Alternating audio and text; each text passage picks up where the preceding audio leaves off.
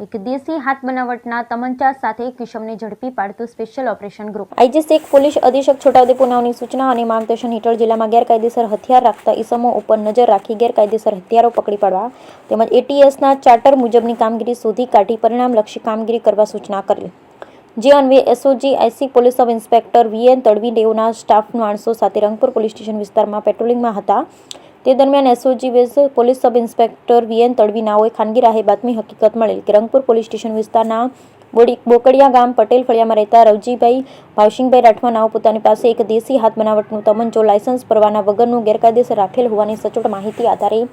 બાતમીવાળી જગ્યાએ રેડ કરતા રાવજીભાઈ ભાવસિંગભાઈ રાઠવા ઉંમર વર્ષ 46 ધંધો ખેતી રહે બોકડિયા નવા પટેલ ફળિયા તાલુકો જિલ્લો છોટાઉદેપુર નાઓને પોતાના કબજા ભોગવટના રહેણાંક મકાનની આગળ આવેલ ઉકરડામાં દાટી રાખેલ ગેરકાયદેસર અને વગર પાસ પરવાના એક દેશી હાથ બનાવટનો તમંચો કિંમત ₹5000 ગણી તપાસ અર્થે કબજે કરેલ અને સદરી પકડાયેલ ઇસમ વિરુદ્ધ આર્મ્સ એક્ટ મુજબ રંગપુર પોલીસ સ્ટેશનમાં ગુનો દાખલ કરી કાયદેસરની કાર્યવાહી કરવા આવેલ છે અને છોટાઉદેપુર એસઓજીને ગેરકાયદેસર હથિયાર શોધી કાઢવામાં સફળતા મળેલ। Bureau report Rehan Patel, Chhota Udepur.